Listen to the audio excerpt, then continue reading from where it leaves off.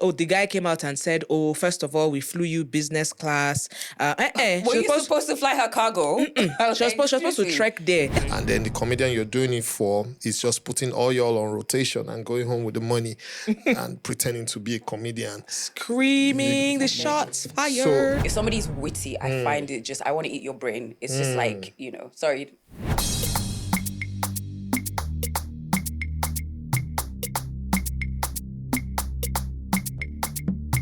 Hi guys, welcome to another exciting episode of Off Air with Gbemi and Tools. My name is Gbemi. I'm Tools. And welcome. First of all, we need you to subscribe. And also, what else again?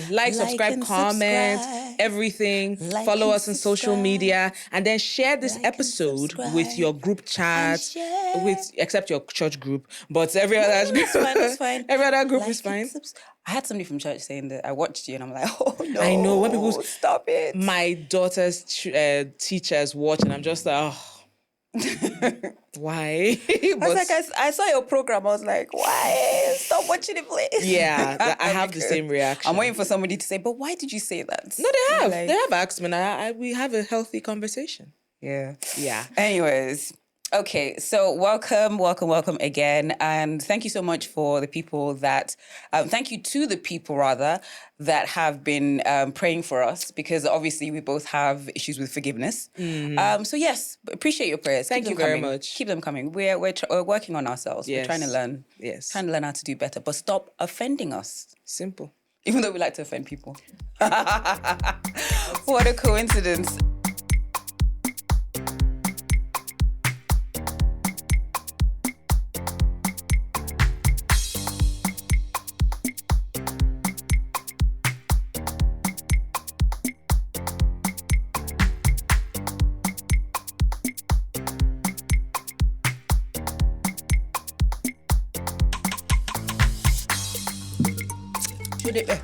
Odebe.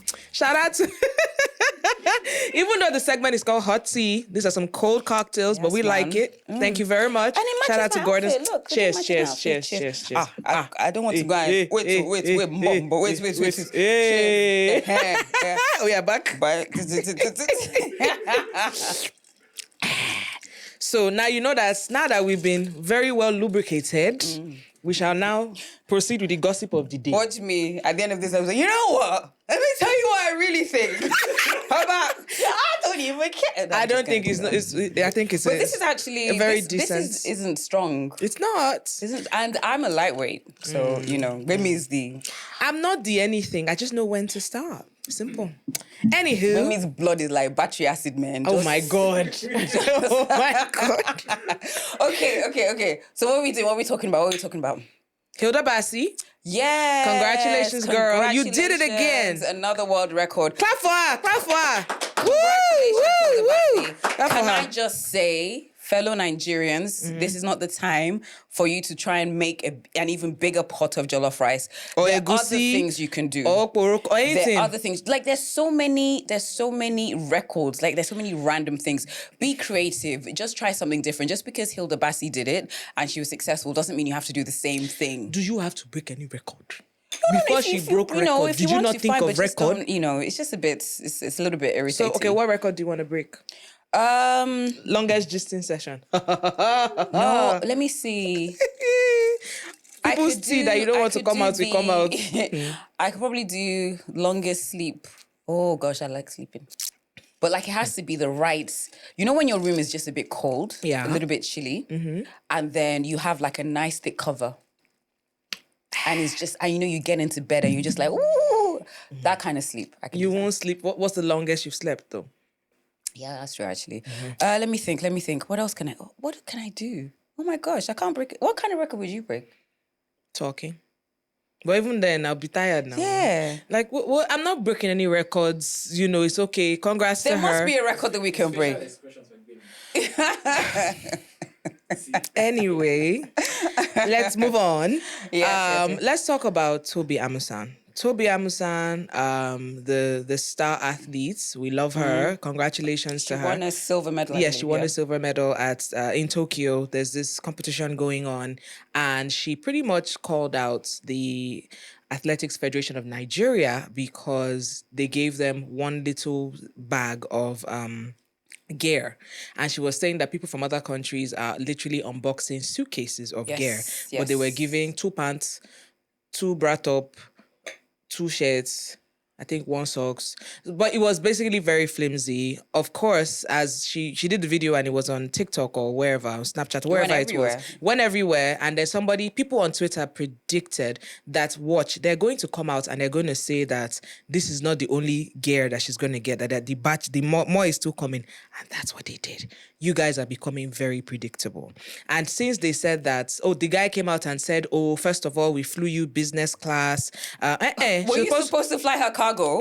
She was supposed to trek there. They said, she was the only one that asked for business class. We flew only her business class and flew all the other people in economy. Then they said, also that is the first batch of gear, like as predicted. Is she not a world record holder? Yes, she is a world record holder. And another thing, and they were like, and I don't know why she's doing this. The brand that's basically the brand that made the gear is also sponsoring 20 other countries, something. And I was just like, stop with the excuses. Apparently, allegedly, there were more officials in at Tokyo than athletes. At the last minute, we heard that allegedly 11 star athletes were dropped. They mentioned their names somewhere. And these people jumped on this, on this trip. What are you going there to do, sir or ma? Supporters club. Or they? Like, when these people could win medals for us. For example, we didn't have a relay team because they had messed up somebody. I think, remember Favor Ofili? Mm-hmm. And she has moved to another country. Yeah, hasn't she gone to, isn't it Turkey? Is it Turkey? Wherever she has gone to, right on, girl.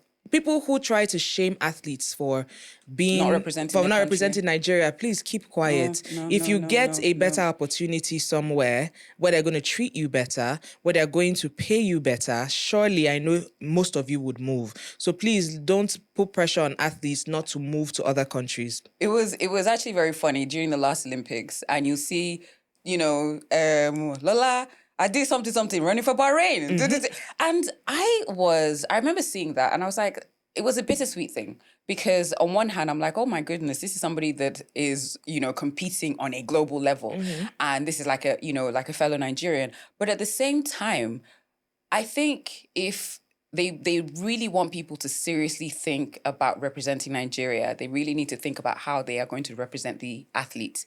If your daughter basically, I don't know, she's like fantastic at running, Amen. whatever it is, any kind of mm-hmm. sporting ability, would you be okay with her representing Nigeria?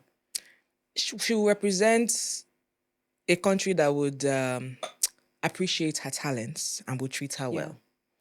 I think after, the second or third time, is it the Tigresses mm-hmm. basically were vocal about their situation. Mm-hmm. And this is a team that is doing exceptionally well.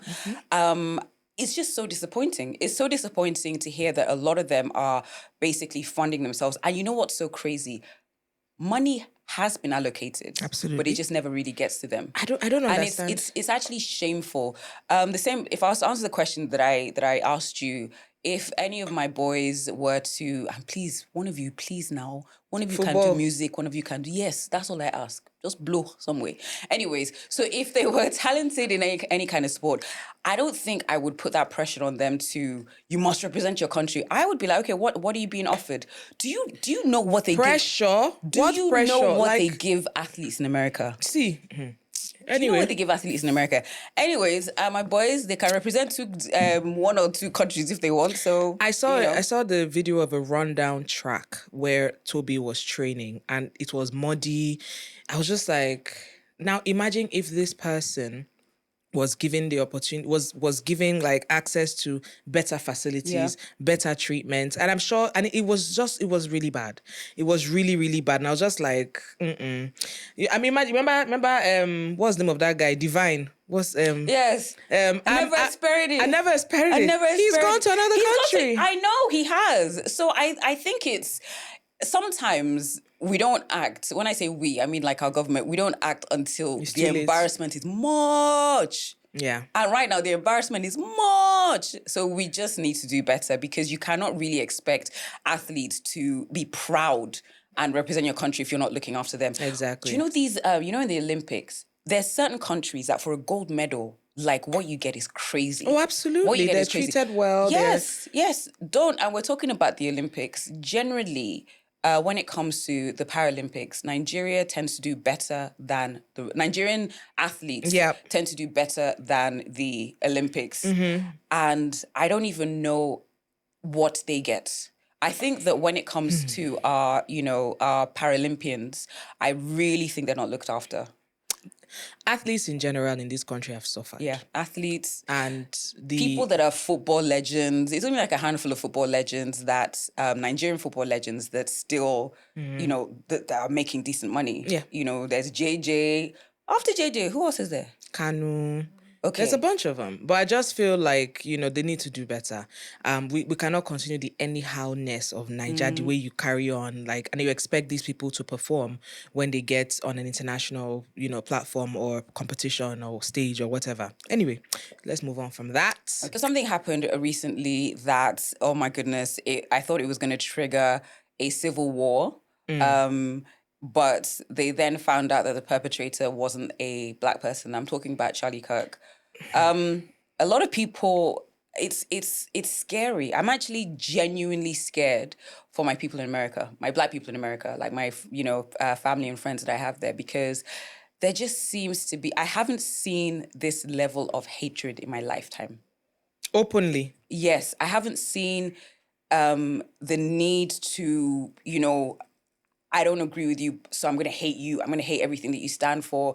And with Charlie Kirk, first of all, I think it was terrifying that somebody was murdered and it was everywhere. Like you saw everything. I avoided the clip. It was very. I avoided the clip. When it happened, if you were on Twitter, there were videos. Like even if you were, there were so many videos. I avoided the clip. Now. I would say this because some people are saying, don't celebrate. Absolutely. I think the fact that a family lost a husband, lost a father, and it happened pretty much live for everybody to see. They're going to be, I think they have 2 daughters, right? Is it 2 or 3 daughters that, have lost their father? I think that is horrible. I think it's horrible. But at the same time, I'd seen like a few of his videos. There's certain people that if I don't really agree with what they say, I just, I'm not going to go out my way to watch your videos because I'm like, it's just going to make me upset. And there were a whole bunch of things that he said that obviously, I did disagree with. And when you hear from people that were fans of his, one of the key things they keep on saying is he's a Christian, he was, God-fearing. And I'm like, kind of like when we did the episode about religion, I'm like, you need to be very careful. You need to be careful about people that claim to be Christians and they are able to wrap their hate with the bow of Christianity. Yes, because, again, you guys are going to make me refer to the Bible, but one of the number 1 rules about being a Christian is loving people. Love your neighbor as yourself. Yeah, love your neighbor as yourself. And if that is not your key message, I don't think you're a true Christian. Simple. And I feel like death does not make you a hero. Just because a person, and this is not just about him, I'm talking in general. Like, I feel like once a person dies, people now try to whitewash a person and, and be, oh, this person was this. If this person was not a great... If this was not a good person, don't lie when the person has died to say, oh, he was such a good this or a good that. I don't support the way he died. Even and when I saw it, I was just like, damn. Like the irony, because he was still, he was very much, for pro-guns. Pro-gun use and this. And he did say, oh, some people are just going to have to, be the casualties in this, not knowing that would happen to him. So, I mean, again, I'm not celebrating the fact that he died. I'm not. And I'm not necessarily also whitewashing him because he claimed to be a Christian. And I kind of side-eyed the people who were like, oh, some Nigerians recorded themselves crying. And I'm like, you did not cry for the people in northern Nigeria or in different parts of Nigeria who were Christians and were killed, one way or the other. But it is Charlie Kirk who might not necessarily have liked you. That's who you were crying for, and you were putting up posts. Right on, but side-eye. There was a particular artist that on Twitter, I saw him like write this long paragraph about him. So this isn't what I normally do. So I just sent him a DM. I was just like, can you just, I'm just curious. What did you like so much about him? We like I was curious. I was just curious. And the first thing he said, he was a Christian. He, this and that. And I'm just like, okay. So it wasn't to attack him. It wasn't to attack his views. I just wanted to understand. And we had that conversation. And Is he the artist that is rumored to be gay? Is he rumored to be gay? Yes. Is he gay? That's what the rumor. Okay. I've never seen him with anybody. The rumor is that he is that. When I'm thinking, if you are that way, this Charlie did not like you, right? I didn't know that. Okay. But yeah, we kind of had a conversation about it, and I was like, have you It's seen... a singer, right? Yeah. Okay, that's all. That's where I end it. It's okay. No problem. But I didn't know. So yeah, we just had this conversation. I was like, have you seen his videos? And the thing is, he talks about different things. He kind of does this, somebody I was talking to called it a hate sandwich. Good. Where they basically kind of just talk about, Christian values, add some hate in it, and then add, something else about, You're basically stoking division. Yes, you're of stoking course. all sorts of things. And with who being the president right now, all these people who really don't like others. In terms of if you're not white, if you're not straight, if you're not, if you're not American, they feel like, okay, they have every right to hate you and hate you openly. So... Yes, oh my goodness, the hate is very open. Anyways, God bless everybody. Progress no dey happen just like that. It dey come from support when you need am. Mommy, I got the school fees. You too much. Na money point o. Money point, thank you. Customer, na transfer abi? Confirm. Bro, na transfer. Na money point oga. Na confirm. Progress na peace of mind when you know say payment go land as Sure Banker.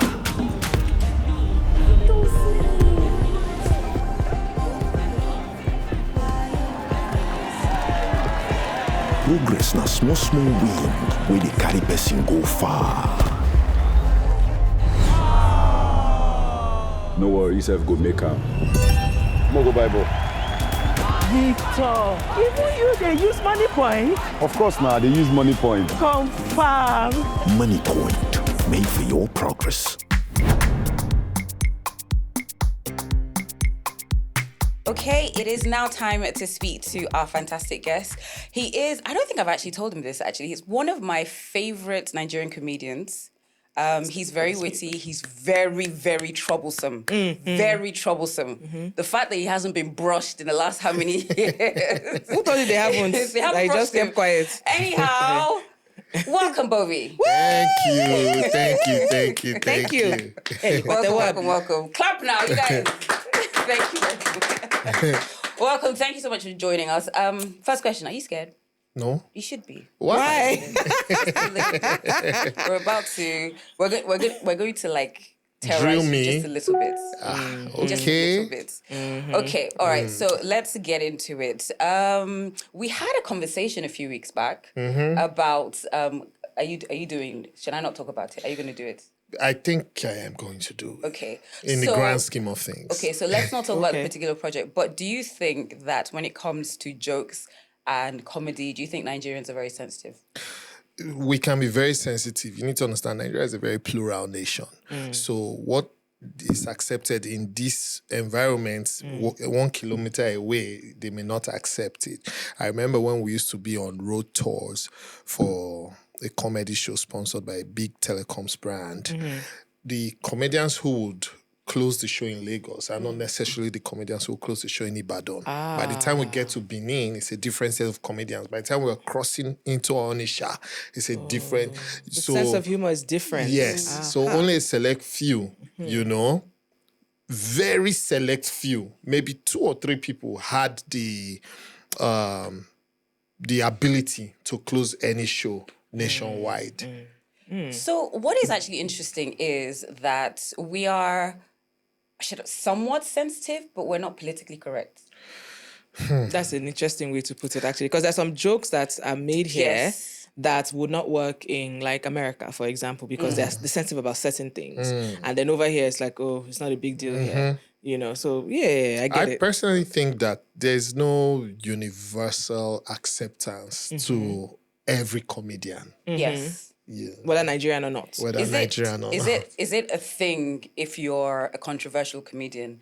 For example, you know, Dave Chappelle, the trans people are looking for him constantly, all the time. And do you think that being a controversial comedian can actually add to your success, add to making you successful? It depends on the individual. I think what Dave does is that he speaks his truth in a way that is artistic, in a way that gets your attention.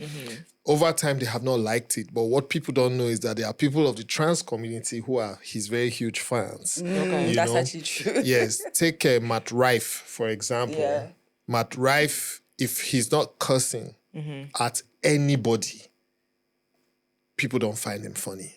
So that's what they expect of Matt Rife. So you will see people on wheelchairs, what do they call I guess what you mean. You get that word. As you were saying, I was like, I know this word, but it's in my head. I can't but let me not let's Paraplegic. I don't know. I know I read the word a lot. Do we not go to school? Somebody say yes or no. Google it now. It is the word, but you know, I don't know if I'm pronouncing it well, but it's fine. Paraplegic or something. People get it, yeah. Right. So Matt Rife makes fun at imbeciles and that is not politically people. correct. You cannot their use presence. that word. We're sensitive. I can't say imbecile. You can't. No, it's actually not politically correct. But Unless you're it's a insulting word. someone. Really? No. No, even if you're insulting somebody, it's kind of like if you say the R word, retard. It's now considered politically incorrect.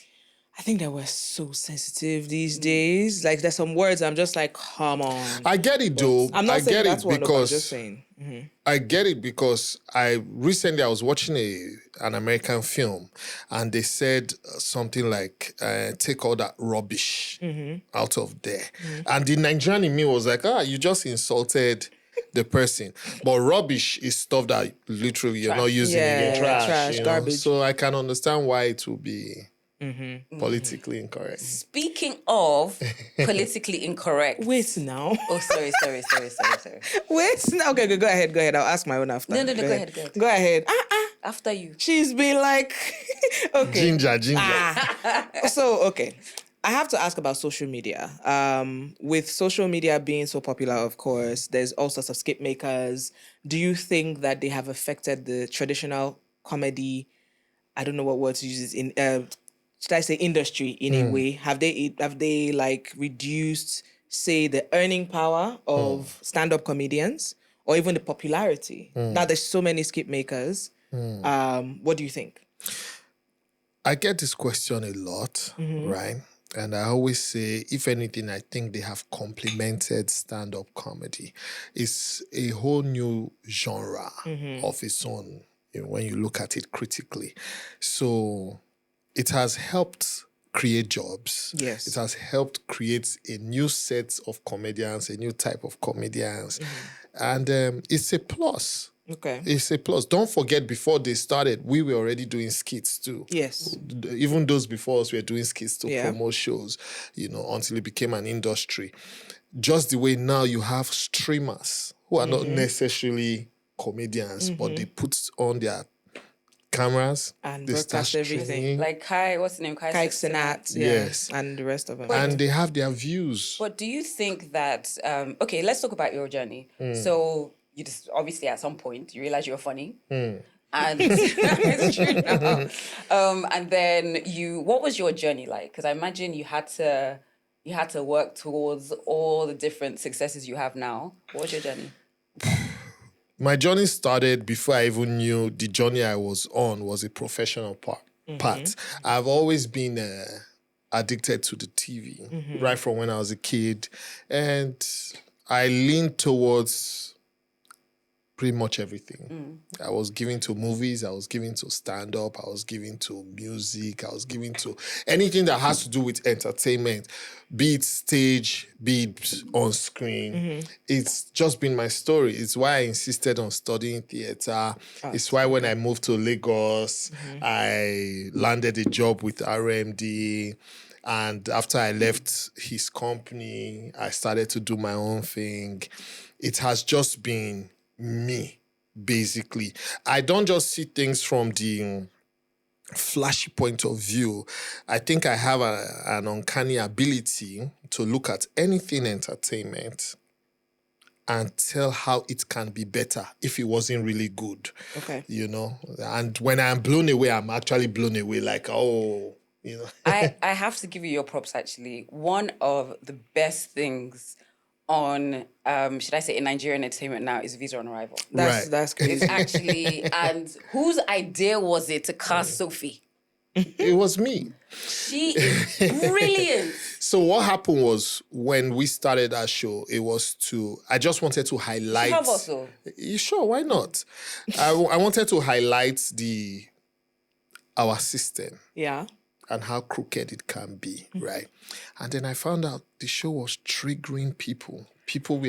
You should see the comments on YouTube. People were hating on us in reality. It was frightening. It was really frightening. I'm surprised. So there's sometimes that, like, I'll see a new episode and I'm like, okay, let me watch it. And then before you know it, I've watched like 4 or 5. And then you see some of the comments and someone is literally just crashing out. And I'm cussing like, it's us a out. show. And I'm like, the fact that all these people are going to different countries, but they're not going to different embassies, it is not true. Right. But somebody literally is like, oh, and I'm just like, well, I can understand. The characters were getting under their skin. You know, Francis, Charity. Your character is the worst. His character is like a woman's nightmare. Yes. The kind of guy that you kind of meet and he's like, oh, I have your type at home, all of that. Like, who are you? If I want to... Oh, so sometimes he does trigger me. Your character... Really? The scene I won't forget is between Bisola and Charity. Yes. Yeah. That they were like, I was like, it was so good we my had to bring God, Bisola that back. Deserves an award. Right. That deserves an award. That was amazing. I think Bisola she actually scared me. She scared me because I was like, she's looking kind of crazy. You know those ones we've had her twice. Oh. Yeah, I think the one where they were going back and forth with the Bible. They went back and forth twice. Oh, they did. I think I've only just seen one. But Yeah. I was like, she's scaring me a little bit. I don't even so sometimes Charity's my favorite. Sometimes Timisan's character. Timisan. Okoro is my favorite. Sometimes it's just you haven't been my favorite because you're really kind of evil. Yes. Yeah. I wanted to, for once, I didn't want to be funny. Okay. Right? So even when they saw the script, they were like, man, they can't wait for my character. My character is going to be very funny. I said, no, I don't know how you read it. This character is mean. This is the devil, you know? So anyway, long story short, we brought Sophie because there wasn't any form of poetic justice. All the officers were getting away with murder, right? And it was really triggering people. So I was like, okay, let me bring some form of poetic justice. And it was a hit. I'm surprised. I'd never looked at the comments. Oh, wow. Yeah. Oh, my gosh. Oh. I think I almost sent it to you one time. I was just like, why is this person crashing out? Like, why are you promoting it? I'm like, he's not promoting. He's basically... Because if you're going to be very honest... If you're going to be very honest, if you go to... Nigerian immigration, if you go to... No, not necessarily Nigerian immigration, like the civil service, basically. You meet all these characters. There's somebody like Charity. There's somebody else that look like you carry your eyelashes. Why are your eyelashes so... Look how all this on your face. You have somebody like that. You have somebody that's just like, look at you. Who do you think you are? I think every character there... portrays... we have encountered one of those characters. There's somebody like Okoro that just wants you to drop, something. Okay, all right. So well done. Visa on Arrival were like one of the most amazing things, and I love the fact that even though it was created obviously by a Nigerian, we have Nigerians in the cast. It's something that a lot of people all over Africa are really enjoying. Like I see different comments from different countries as well, and I'm like, oh, you guys have this as well. High five! Bonding over trauma. Right. Serious bonding. Now what? In fact, that character has made me the character I play. now makes me smile more when I go out. Okay. Because people tend to see me and say, Francis. So if I'm in a bad mood, it's like I'm fitting into that character. Oh, Lord. So they're actually calling Francis out. Yeah, Oh, God. so I try to now. It has made me liven up more, open up more. Okay, so this is like a sandwich. So I've said something I love. All right. I said something I love. Wala. Yes. So, I'm a fan of yours, right? Definitely, and I have been for a while. Okay. But there was this one time that you did this joke that I did not like. Which one? And it was the one that was very, very politically incorrect. Or let me not even just say politically. I was actually, a little bit offended. The one where you're talking about your daughter. And you're talking about, I think it was, you must know you were dragged for it. Where I can't even say where you're talking about the whole, Chickens. Sexual orientation and everything, and how you bought a teddy bear for your, basically, Bovi is like, I bought, is it 2 teddy bears for my daughter, and one of them was big. Am I allowed to? Are you guys going to find me? No. That's not a swear word though. Feel Is it free. a swear word? No. Feel free. You guys want to Why are trick you me? afraid Just tell of it finding? the It's not way 5,000. Tell it the way I said it. You said that you bought 2 teddy bears for your daughter, and one was called, No, I said I wanted to name them, so I went to the dictionary to find English names, and I found an English name, Which is? Dick. Okay. Of all the names. Right. Okay, continue. Feel free. Continue. Am I the one that's telling the joke? What did I actually, I'm laying the premise. Yes. And then then you said that you then decided to get her, is it 2 chickens or something? Or Yes, or when there cockles. was, yes. Why did you feel that was a good joke to do? So you see, that's not even the beginning of the joke. The beginning of the joke was, I was talking about the fact that, you can have, you can't walk into a Muslim community and start to try to tell the Muslim children that, come and be Christians. Okay. They wouldn't find it funny because they were born like that, they were raised like that. And I said I have no problem against anybody's sexual orientation. What I do have a problem with is trying to tell me to leave my kids to make a choice for them. Every family, every society has a creed, whether you like it or not. So I'm going to educate my children that in this family, men marry women, women marry men. However, when you are 18, when you are taking care of yourself and on your own as an adult, whatever you choose to be is up to you. Okay. So I set all these premise. I said, but I'm going to raise my kids. And since there are so many forces coming in to educate these children, even while they are in their rooms, I'm going to make sure I educate my children. Now, how do you make it funny? That was where I said, okay, I'm going to get them toys and call them this name. And they said, it's a problem. You can't be telling your child Dick, even though Dick is a name. How old is she? When I was saying my child now, don't forget I am performing. This is art. Okay. I'm not calling my child's name. I'm not talking about her age. I just threw it out there. Okay. You get what I'm saying? I've told jokes about being very poor growing up, but I didn't grow up poor. Do you get what I'm saying? It's all It's art. a performance. It's a performance. I get that. I get that. We're just talking about Visa on Rival, and that's like not real. And it's not sort of a real life, situation. But you could have still done that without being offended. Well, the hen owner you're talking about, I said I got her a hen. And she said, I got her... By the way, a hen can't be a cock. Hold on. Yeah, I didn't get her a hen. I said I got her a fowl. And she said, it's a hen. I said, no, it's not a hen. It's a cock. Do you like cock? No, Bovi. No. I'm talking about the actual... So you see, your minds are playing tricks on you. Why couldn't you just Because I'm not spelling it out. Why couldn't you you are the just say, ones giving it another Hi, my interpretation. sweet daughter. This is Peter the chicken. Peter the chicken. Yeah. Cock is not somebody's name. Or the cockerel. What is the female name? What's the name of a female dog? her. I don't know. I'm not saying that bitch word. now. Bitch, yeah. Do you get what I'm saying? So let's say some things as they are. When someone is extremely happy, what 3-letter word can you use to describe them? Gay. Thank you. Wow. No. You didn't know that gay means happy? No, I just was, when he said happy, my first thought was joy. I didn't go to gay. Oh, sorry, my thought was Why gay. would you know? So you see, that's what I'm saying. It's all wordplay and all. Yeah, but not. I think people frown because obviously, they were like, oh, these are words that, like, do you usually sometimes tell some jokes because you know it's going to trigger some people? No. But you know really. when they're going to trigger some people. I think many people grow You're up so naughty. cheeky. He said no, not really. You need to understand does. that people can be naughty. So if you say sometimes I tell jokes to be naughty, okay, I can accept that. Yes, you do. This one though, because normally I'm watching your stand-up and everything, I'm laughing. But this one, I was just you paused. I was like, Right.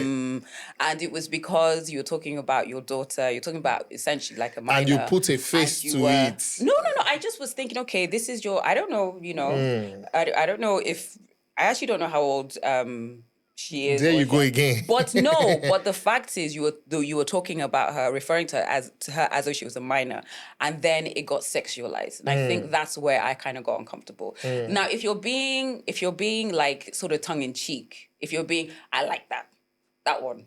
Yeah, like Adibuka's birthday, I thought you were hilarious. So you don't think I was being tongue-in-cheek when I told those jokes? Your own tongue. So it basically, everybody's boundary is different. So your own tongue-in-cheek sometimes could be someone's, oh my God, that's too much. That kind of thing. No, the one, I take Buka's party. That one I was like, my chest. I was like, you didn't like, what happened? Like, I was like, injury. What goes through your mind when sometimes you tell a joke and then it doesn't land well? Or like, you thought it was funny. You probably performed it at home to your friends or your colleagues and they're like, oh, that one is solid. And then you get there and it bombs and you're like, damn. How do you recover from that? I think you just move on. I've spent too many years in the game The joke that you told at Ebuka, we're not going to mention it. No. And then he wasn't, we can say because the person wasn't offended. I thought the person was He offended. went to smoke after. No, but I spoke to him and he said he wasn't offended. He's not going to tell you that he's offended. But he's the kind of person that would tell you if he was offended. Okay, well, fair. Okay, so let's, For those who were not there. But that was not offensive. For those who were not there, I can't remember it was a few, he was, when somebody is telling jokes on stage and then they are bantering back and forth, this person, that person. And then he says something about marriage and how marriage is beautiful and something. And then he says, you can't even relate, and you're not divorced. And the crowd went, You need to understand that when it's Gideon, when Gideon got divorced, he announced it, right, with his full chest and everything. And then I think we stigmatize divorce in a way that it's why people suffer in marriages. We need to make it more acceptable when it has happened. That there's nothing wrong there. Two people didn't work, they didn't work. It's not the end of the world. It's not the end of the world. Two good people can end up divorced because they didn't work together. I know, but it's just that, it's over here, it's still kind of like taboo, So that's why joke people like about me it and stuff. So that's why people like me need to help deactivate that taboo. to kind of just... You weren't deactivating. I was like, that was like... A friend of mine got divorced a couple of years ago and she was like, it was a long one, so she was like, let's all go and celebrate. And then she posted it on social media and they dragged all of us, even those of us that were just drinking champagne, harmlessly there. They dragged, you are celebrating the end of a marriage. If it did not work out this person is happier, what do you want us to do? Wear black and rub ash on our face? What do you want us to do? So as a comedian, have you had this experience where maybe you're on stage and you tell a joke? I mean, like when we said you've rehearsed this joke with your friends, it's funny, and it flops, and the audience they don't laugh, and then your second joke kind of flops, and then before you know it, it kind of turns into you being heckled. It's never happened to you before. Never. We've been there where it happened to somebody, right? Jesus. Who did it happen to? And I was like... It has happened to many comedians. But remember that day that I went to Bovi, I'm like, save him. Oh, yeah, I remember. And Bovi's like, no. He's like, I can't do it. I was like, no, let him tank. Let him sink. It was... I wasn't like, let him sink, right? But me going on stage would have even worsened it for him. I felt so. You get what I'm saying? I think that the person wasn't like, one of my favorite people, but I wanted to throw him a rope. Like, here, let me rescue you. I think it takes bad. great courage. People don't really think about it. That it takes great courage. It's one thing when you're joking amongst your friends, but then to make a career out of it, stand in front of people and tell jokes, it is not easy. And I'm just like, I feel like they don't get enough credit for how difficult it is. You understand? So, I mean, hey, it could never. Why do you think there are not so many women in the industry here? In terms of stand-up comedy? If you check the ratio everywhere in the world, there are not so many women actually. Well, if you say so. Yeah. Okay. To be honest, I can't say I know. I can suggest. I know some Gen Z upcoming comedians, but female, I've not seen. Many factors contribute, I was listening to the guy who made Get Out, the movie, and he said something in the line of the backstory of every comedy and every tragedy is the same. Okay. Which means it's from a place of pain. Which women have. Yeah, That's a lot. Tears of a Clown. Yeah. You know that saying? Tears of a Clown. Yeah, Tears of a Clown. Behind the Mask, yeah, right? There's a song, I think it's Smokey Robinson. Okay. And basically. Please continue. Stuff like that. So, comedy as a tool is a tool. First of the most difficult genre in the arts is comedy. Then stage is now pretty much the most difficult in the comedy sector, right? Because you are talking and you're trying to convince people. This is minus comedy. You're talking and you're trying to convince people. It's a hard one. It requires a certain skill. Now you are talking and you're trying to make people laugh, to draw something. It's also very difficult as well. The science behind why there are not so many women, I wouldn't know. But, comedy can be very... degrading is not the word. Condescending. Okay. Comedy can be condescending. Then comedy also requires you making like buffoonery. Not the clownish buffoonery, but like making jest of yourself and stuff like that, sometimes to take off. So these are different styles. And it's really not good for women like that. Why? For a woman to make fun of herself, go and watch the ones who have done it. Even you as a woman will still cringe. Yeah. I don't cringe. And I follow a lot of comedy. Yeah, I think there's a certain way to do it. Part of what we talked about like a little while back was the fact that I feel that in general, like Nigerian celebrities are not really, really good or with making fun of themselves. And one of the things that I do that I'm kind of, getting more and more okay with is making fun of myself. Like I just, so you know how messed up I am? Sometimes, like when I'm being dragged, like online, I'll be like, "Oh my gosh, that's actually funny," because it's not that deep. I'm just like, if I wasn't the subject, I'd laugh, but that's a little bit funny. Yeah, so I can do that. I follow a lot of comedy, what do you call them, pages on Instagram and stuff, and I see usually they're from America, from the UK, wherever it is, and there's lots of female comedians, white, black, Asian, and then once how the algorithm is. Once you watch one video, they'll start sending you more your way. How many of them are very funny? In comparison to the men. Okay. Fair. So I think what is that lady that I think she's Asian American. I know who you're talking about. She was in Beef. Hilarious. That show on Netflix. Yeah, I think Ellen can be quite funny. Yes. Cheeky. Yeah. But then I get what you're saying. I really stand up. I don't know about. I can't remember. I really want like a sort stand-up of. now. I want like a female Dave Chappelle. I used to love Def Comedy Jam. There were some very, very, very funny ladies Very there. funny. You could see that the support. The very funny ones had to be very vulgar. Which is another thing that I feel like Yes. people would frown upon. And you already know that if a guy is dragged, to the level of 7, they will drag the babe to the level of 17 in this country especially. So I feel like there is space for female comedians, but just prepare for, look, If you are ready to cross those boundaries. Insert did not kill anybody. Not kill anybody. One thing I'll say is I'm glad that we are finally at the point where we can all agree that rape jokes aren't funny. That used to be a thing when I first moved back. And it was just quite worrying. And then to see somebody next to you laughing, I'm like, why are you laughing? I was like, that's not even funny. I've got a serious question. Oh, sorry, were you going to say something? Yeah, in the beginning, I had a few rape jokes. And as I grew, as I learned, I was like, oh, no. You get what I'm saying? And then there was this community that will always drag me. So I told another rape joke that was basically condemning rape. But don't forget, comedy is about drawing laughs. So the laughs was not to make fun at the potential victim or imagined victim. It was to let the perpetrators know that this is what you face and all. But they didn't want to hear anything, which is where these issues come from, right?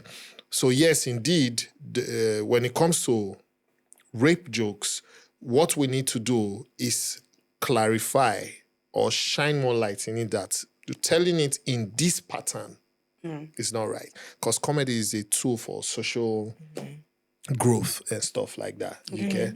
So comedy talks about issues, life issues. So you can't say this is out of bound. Because if we don't throw light on it,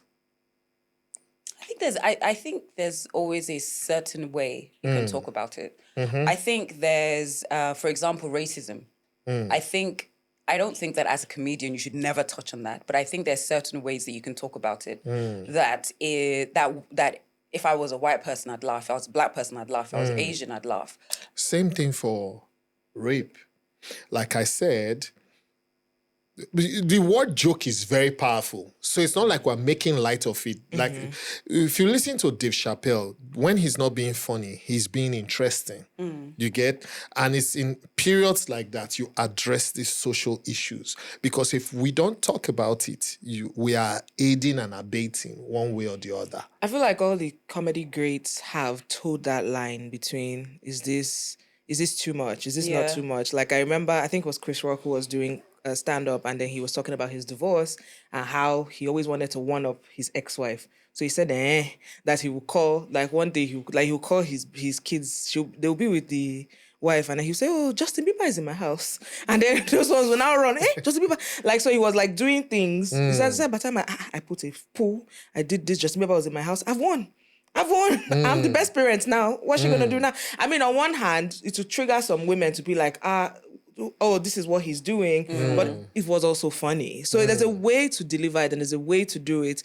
I just feel like the greats have always come under fire for one thing or the other. I mean, you will probably faint if you watch Eddie Murphy specials, or you understand, from back in the day when it was wearing the red and all that. So yeah. So there's I just feel like it's such a tough job, man. It is. And I think it's, to a certain extent, I think it takes a certain level of bravery to kind of, should I say, refuse to be cancelled? Like to have your opinion and your way of doing things, and to kind of just say, okay, you know what, I'm going to do this.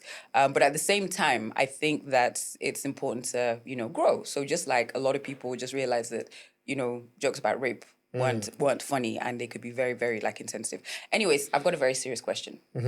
Why is it that Nigerian comedians have the hottest wives? Because they're funny. You guys, I'm just like, damn. They're funny as well. Some flavor P, man. I've never liked that topic, because... Why? Your wife is a hottie? It tends to mislead people. How? This kind of topic can put comedians under pressure to not marry who they love and go for who is a trophy wife, get what I'm or saying? who will fit the mold. Because I said that you're marrying somebody just because that's trust me, it happens. It happens, So that's why I tend to shy away from that topic, because it gives it solidity. And it's too vain. I'm yet to see one comedian's wife that is not fine. Yes, that is not hot. And you know what? I feel like guys think that women... the same thing. I feel like guys think that women think all women want is money. No, but there's also, if you can make a babe laugh, a lot of times you start looking fine to her. Even if do you think that helped you, like with your dating life? Do you think being funny helped you? I think I was a good communicator. So Come on, Bovi. No, for real. Come on now. I will be very honest, right? I'll be very honest. If you are, because I don't mind. Please. What's the name of that? What's that term? You're like a little bit ugly. Medium ugly now. Medium ugly. Medium ugly. If you have like a good personality and you're funny, you actually get extra points. You actually get extra points. Not like stupid funny, not like sort of, immature funny, but if you're witty, oh my gosh, that is like my kryptonite. If somebody's witty, I find it just, I want to eat your brain. It's just like, sorry. You get what I'm saying? I just like people that are witty. So there's certain comedians, skit makers, the ones that do like very, very obvious comedy. I'm just like, but be witty. And I'm just like, fantastic. So that's why, one of my favorites, should I say skit makers, is Lai Wasabi. I think he's so funny. He's funny. He's really funny. I think he's very, very hilarious. What do you say to people who are trying to get into the comedy space right now? What would you advise? That's one. Two, is there like some sort of training school or training ground for comedians or aspiring comedians? Is there a thing? It has, if you didn't day, You're not there. So you cannot go and learn work now, do freedom. So the truth is, in today's world, I even tell young people that, it's good to have a mentor, but there are 1 million mentors online now. You don't need to meet your mentor to be mentored by your mentor. You just need to go online and watch. Those are tools we didn't have in those early years, So now, if you think you're funny, you have a video camera, you have a mic, you have lights. You have your phone. That's what I'm calling a video camera, basically. Good. Pick your phone. Everything is inside there. Use it to make your first video and throw it out. Another question I was going to ask is, what do you do when you've sat down, you thought of something, you've put down, these are your jokes, you've written it, and obviously now that everybody has a phone, you put it up, or maybe you've performed it at a show, and then you see a YouTube video some months later, and then somebody is performing these jokes. How do you handle it? Do you handle it the streets way or the legal way, or you just leave them to go? Like you've performed the jokes and released them, then somebody's replicating. Yes. Stealing your jokes. Time was when that used to be a very big issue, but over time, comedy has morphed. So for people like me, the story carries like a barcode. Okay. So they're hard to copy, which is one thing I'm grateful for. My jokes can be very hard to copy. It's also why I try to avoid doing short sets now, because if comedians are on rotation in one show, then you have to be very witty because you have very limited time. So you have to just go punchy. When you do that, then your materials are easy to steal. There are other reasons why I don't do them anymore, because they're really not beneficial. They don't add anything to me. And then the comedian you're doing it for is just putting all y'all on rotation and going home with the money and pretending to be a comedian. Screaming the shots fired. So, no. I'm saying it as it is. Like, you can't advertise a show in your name and not have your set. So don't they usually come out to end the show? Really? Well. Well. I have comedians in my shows, but they open for me. I have a limited set, and then I do my sets. So I tell virtually every comedian, I don't mind coming to open for you, right? But where's your set? Don't come and be saying, all right, the next person I'm bringing on stage is this one. Don't be the MC. Anybody can be MC, stuff like that. What was my first question? I asked like 3 questions. Yes. I talked about training school. I talked about stealing jokes. What was the first question? It was stealing jokes. That was the first one. And I answered that one. Okay. Then for training school, you said is there like a training school? I mean, now that we have you here, so I'm going to get into your business a little bit. You and Basketball are still very close. Well, cool. What happened? You guys were super Nothing happened. I've answered this question before. Yeah. You get what I'm saying? Interests changed, especially for me. I wanted to focus more on spend more time with family. I wanted to also elevate myself. I easily get bored with things. So when I'm doing something for too long, I try to do something else. So as you know, I started to do film. Yes. I went back to TV, and then I wanted to build my own brand. In the sense, I needed the world to know that, listen, I can stand with the mic endlessly by myself and talk. Okay. Also I also started to think of stuff like when I blow the whistle and say I'm having a show in a hotel, it fills up. So why should I go and share money? Why should we be many doing one show? And then I get... When I can keep all the money myself. Half the check. You know what? I'm actually... a lot of people wouldn't actually come out and say that. No, but I think that Nigerians, or even people in general, are not used to people just being truthful and being themselves and being matter of fact. And when you are that kind of person, they look at you as kind of hard or harsh or whatever. But I was going to say that I wanted to commend you for, I think it was one of your first shows by yourself at the Hotel, and you kept saying to people, because you do your radio rounds, you do your everything, and you kept saying to people, please come on time, please come on time, please come on time. You got on that stage at past 9, you were done by a few minutes to 11. They put, have you ever been at a show at the Hotel and they put on the lights, meaning go home? Everything had ended and people were so confused. People were like, so where are we going from here? And then people were strolling in like, you finished. I was like, absolutely. It was so delicious. Like, start. Not the one that you say a show is starting at 6. And then people get there at 12, and is one somebody's cousin that doesn't know how to sing, is on the stage. And you're just like, God, I beg, who is this now? Happens in all my shows. Thank you for doing that. One of these days, we're actually going to talk about people that do that. And then the people, whether it's like a show, whether it's an award ceremony that starts the next day, those ones as well, we'll talk about them. Well, thank you so much.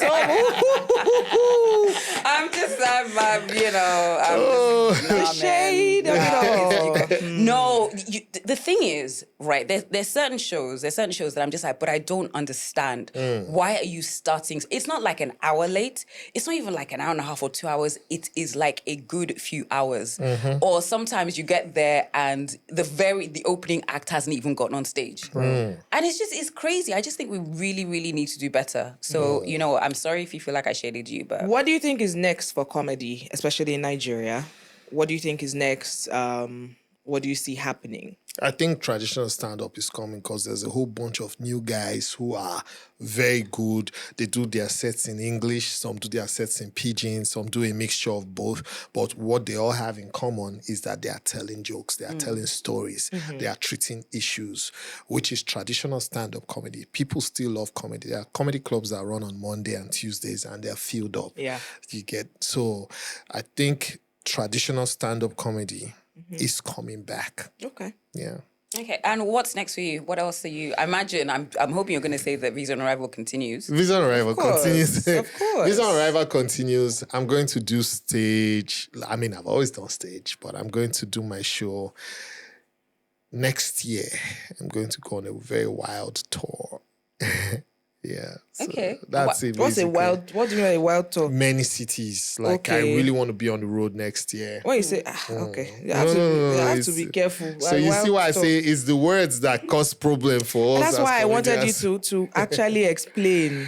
And you've been doing a lot of traveling. You were in China. Why were you in China? What business. Are you doing in China? Business. What kind of business? I'm expanding. Container business. Importer, exporter, Bovi water. Yeah. I love Bovi it. water.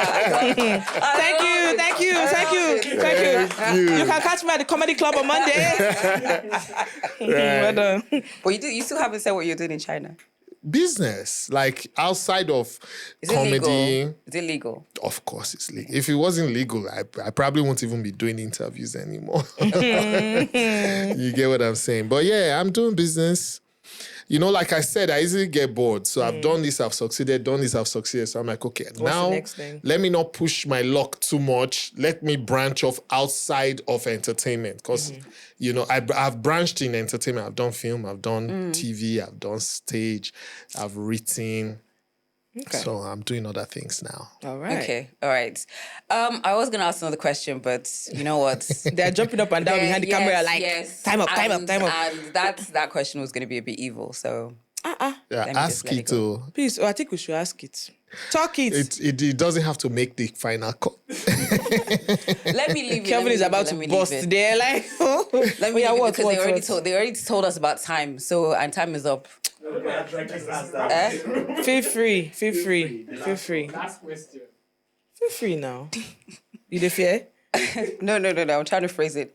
Are there some of your colleagues that are doing well that you kind of think you're just not funny? Ew.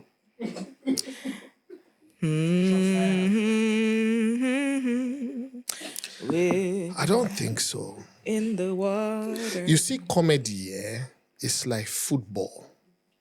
If you say you're a good player, they'll give you the ball and you'll play, right? Every comedian that is good on the mic is making money from telling jokes. That I can assure you. Okay.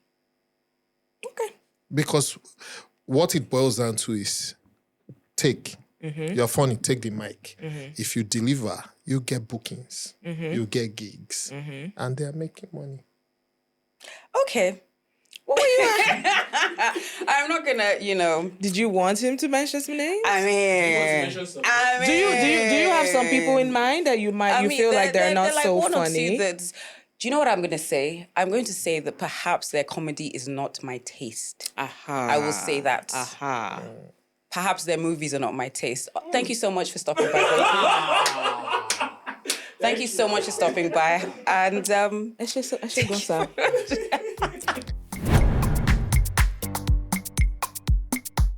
all right, it's now time for Money Zone, brought to you by Money Point. This is where we make sure that you've got your money right?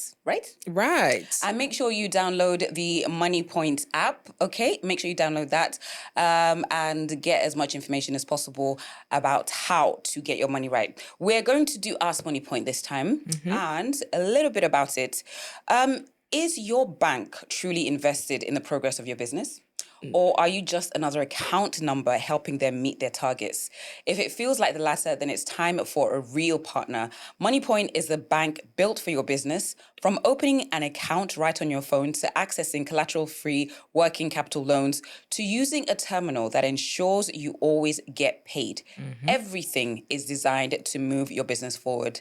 Now that's what it means to have a bank focused on your progress. So someone sent a question to the good people at Money Point, and they sent in an answer. So the question is this: a customer bought goods, sent me a transfer, and showed me the receipt. My bank was slow to confirm, so I let him go. 2 weeks later, the money has still not reflected. Gobi. And now he's not answering my calls. So the people at MoneyPoint said this. Now that is a tough loss. Now to avoid this, you need a banking partner that provides instant confirmation every time. With MoneyPoint, payments are reflected immediately, whether through transfer or POS. So you never have to take that risk again. So their advice, open a MoneyPoint business account and get a POS. That way you protect your business and your money. Simple. For me, as a business person, I don't care if I'm you not like letting you go. Show all the receipts. If the money has not reflected, you are not going nowhere. Unless it's like a regular customer. That is, even when I've gone to certain places and they've let me go, it's because they know me. And I always want to make sure you've seen your money before I leave. So I'm not getting calls of, we haven't seen this, I haven't seen that. And of course, unfortunately, there are some unscrupulous people who doctor credit alerts. I just think that's wild. So, and this is why it's very important that you get a MoneyPoint account, because you get your transfers instantly. There's no waiting. It's instant. So if you don't want this drama of waiting for the account, the money to hit your account, just download the app. Whether it's you want to use it for your personal use or your business use, download it. You can open an account instantly. Okay, and don't forget as well, we will be doing, at some point in the season, we're going to be doing money shouts. And this is basically a way to, should I say, reward Money Point account holders. Yes. So if you have a business account with Money Point, and if you would like for us to, maybe help give your business a little bit of a push, make sure you've downloaded the app. We could be picking you, and you could be here talking about your business. Exactly. Yes. So, yeah. Tell me what you want, what you really, really want. Sorry. On that note, we're going to say goodbye for now. Hope you enjoyed today's show. Did you? I did. I know you did. You loved it. What's the name of that guy? Oh, you're going to love it. I went to like an eatery. Ola of Lagos. Some guy was, you will love it. He's like, oh, do you want this? And I'm like, oh, he's like, you love it. So he made me laugh so much. I had to give him a tip. It was funny. It was so funny. Anyways, have a fantastic weekend into next week. All of that. Be safe. Be safe. Don't drink and drive. Yes. Have safe sex. I saw fighting for jollof rice. I saw you people at Hilda Baci's event. Why? Bye.